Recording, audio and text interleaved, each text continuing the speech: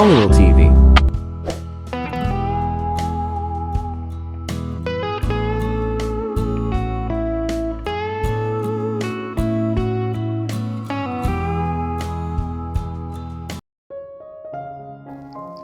Nasa kubling ang bahagi ng baybayin ni Neri.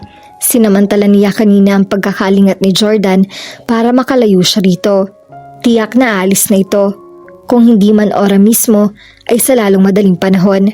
Sa pagdating ng mga taong nakakilala rito, ay lalong tumimo sa isip niya kung anong posibleng mga minsang inaasam niya. Iyon ay magkaroon sila ng hinaharap. Dahil nga sa pangarap niya na iyon, ay nauunawaan niya ang sinabi ng inay niya na kapag nagmahal daw siya, kahit saan magpunta ang mahal niya ay mamatamisin niyang sumama rito.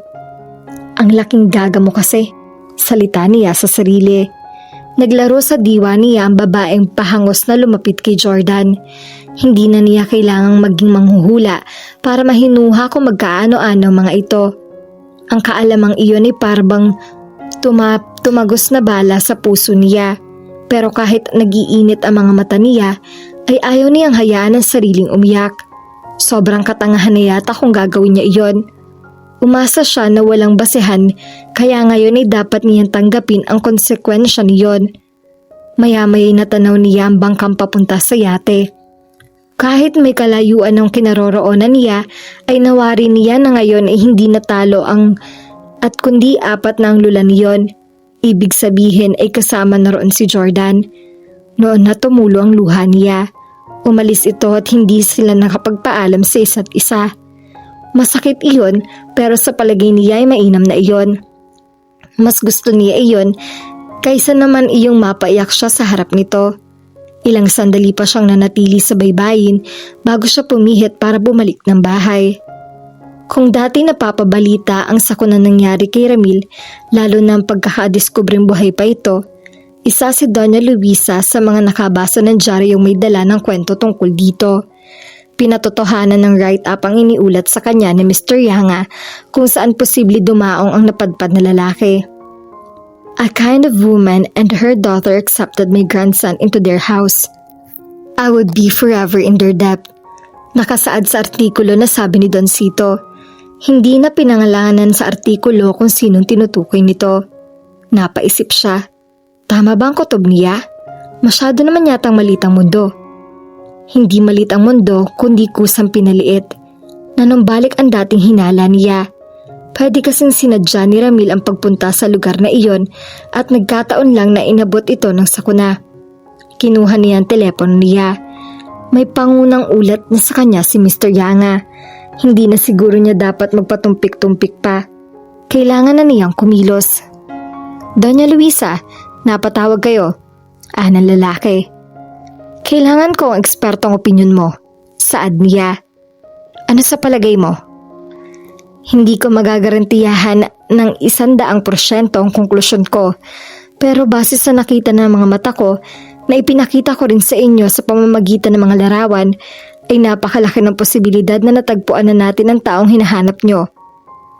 Are you willing to stake your reputation on that? Paniniyak niya. Hindi ka agad ito nakasagot. I need an answer. Naiinip na sabi niya. I think so. Yes. Sa mga ganitong kaso ay nahirap naman talagang makatiyak ng husto. But the odds are good that we're on the right track.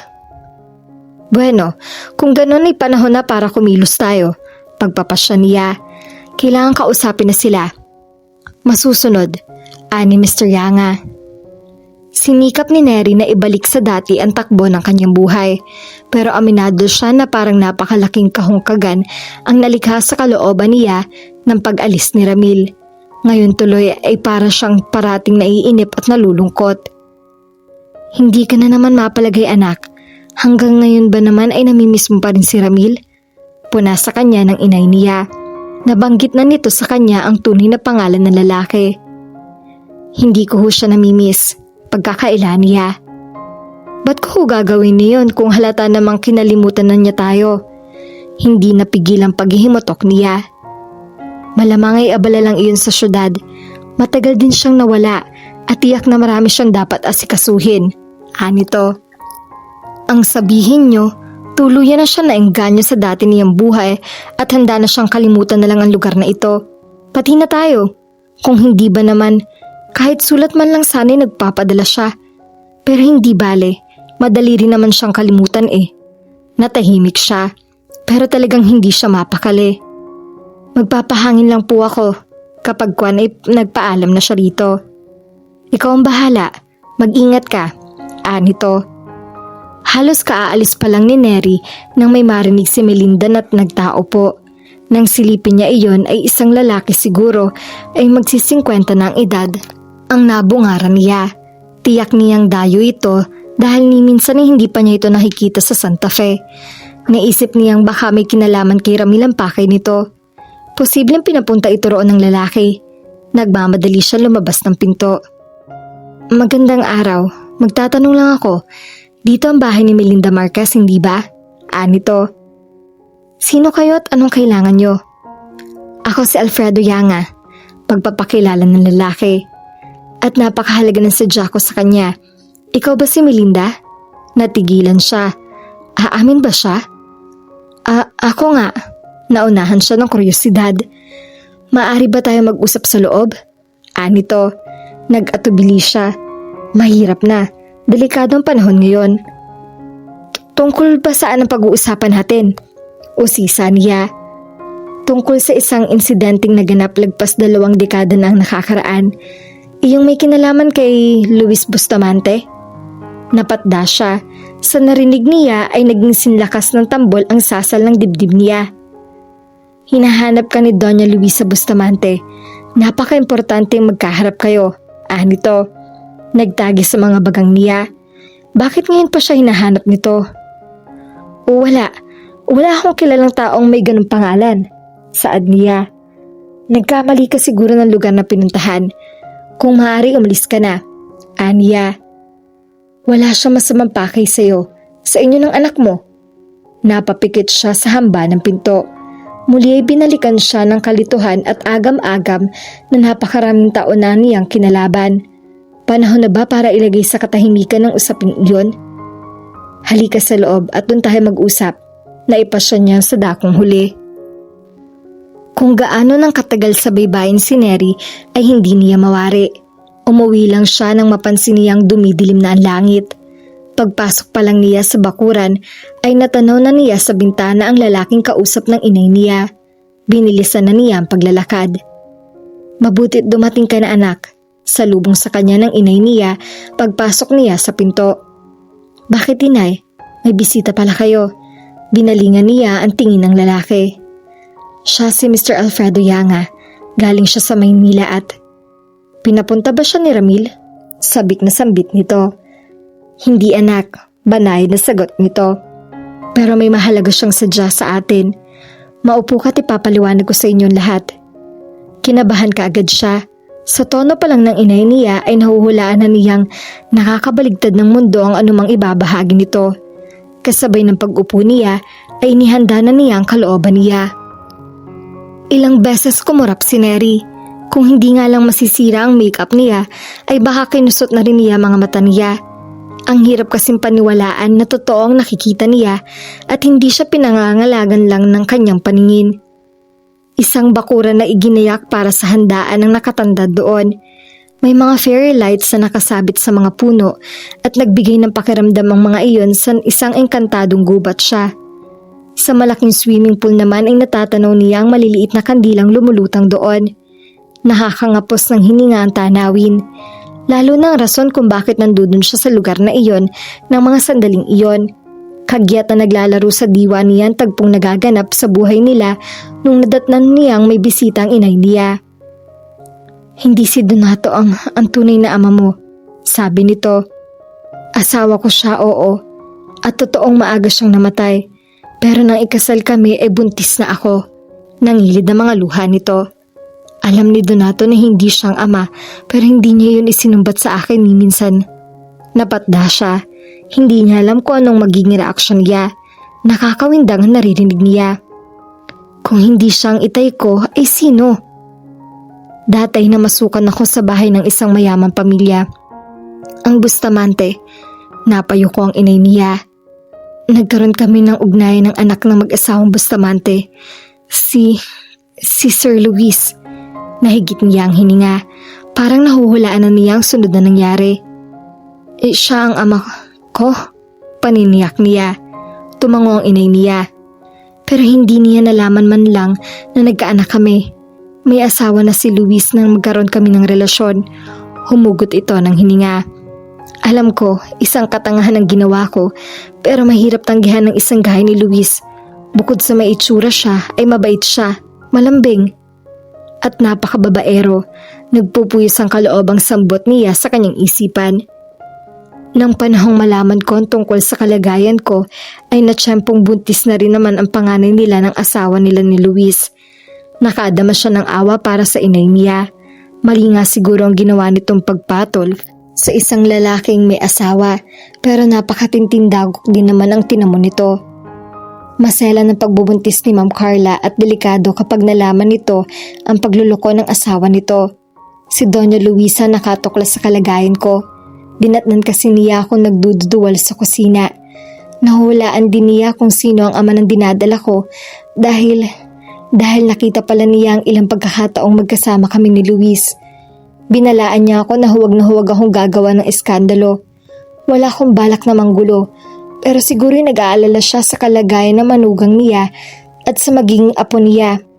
Tumigil ito sa pagsasalaysay.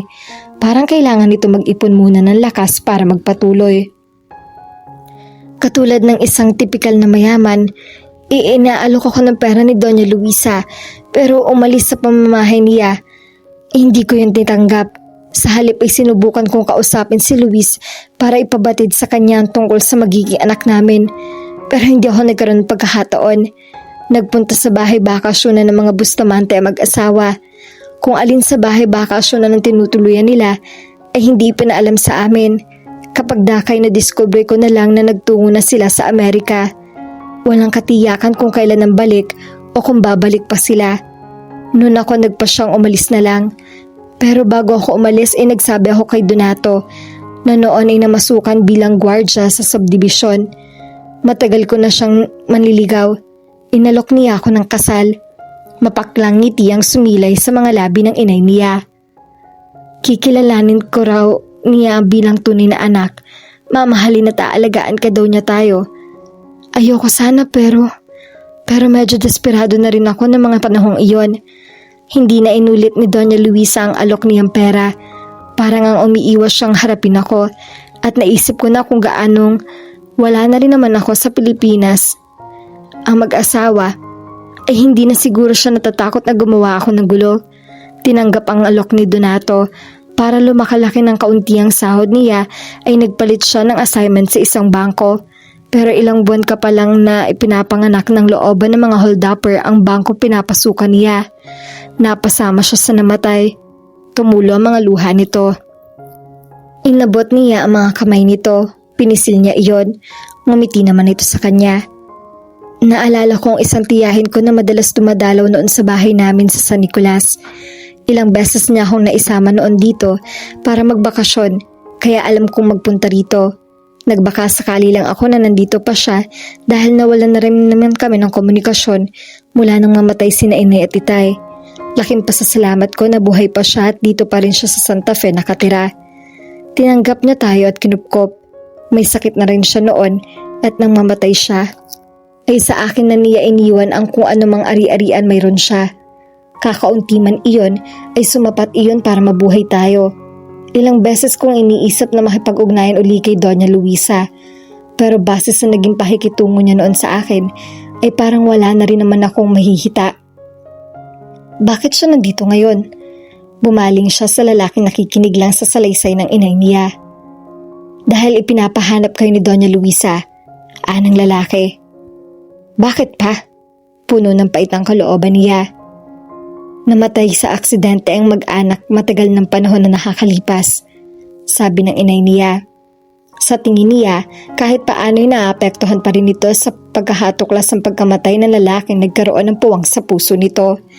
Dapat din siguro kahit paano ay maramdaman ang pagkawala ng isang taong hindi niya nakilala at hindi rin nalaman ang tungkol na pagkahasulpot sa mundong ibabaw. At nalulungkot sa kanyang pag-iisang magaling na Donya, ganun ba? Hirit niya. Gusto niyang bumawi. Inaamin niya na nagpakalaki na naging pagkakamali niya. Pero kahit lumuhos siya ng dugo ay huli na. Ang gusto niya makabawi siya. Ani Mr. Yanga. Noon pa niya kayo pinapahanap, pero dahil na rin siguro sa haba ng panahong lumipas, ay mahirap maghanap ng bakas. Nagkataon lang na ang isang kasamahan ko sa akhensya ay kinailangan mag-research tungkol sa mga magmay-ari ng lupa rito sa Santa Fe para sa isang kliyente naman niya. Hinihingi niya ang tulong ko sa pagko-cross-reference sa mga files at doon ko natuklasan ang pagsasali ng pag-aari ng isang piraso ng lupain sa pangalan ng inay mo. Gayunman, hindi ako sigurado kung siya ang taong hinahanap ko. Kinailangan ko magpunta rito ng personal para makatiyak. Pagkatapos ay pinalam ko muna kay Doña Luisa na tuklasan ko at kinailangan kong hintayin ng pasya niya.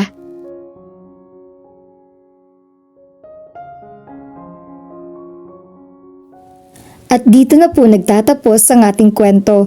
Sabay-sabay po nating abangan ang susunod na kabanata. Maraming salamat po. God bless and stay safe.